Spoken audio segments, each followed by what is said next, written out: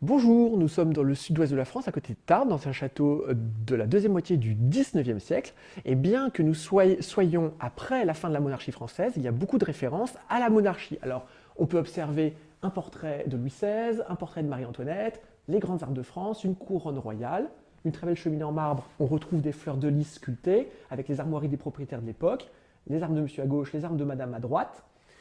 Et on peut remarquer que dans le décor, il y a d'autres fleurs de lys encore. Alors, on va voir dans le petit salon à côté qu'il y a une raison très particulière à toutes ces références royales. On peut observer le portrait du comte de Chambord, qui aurait dû devenir roi de France sous le nom de Henri V et qui ne deviendra jamais roi de France, la Troisième République s'installant après le règne de Napoléon III.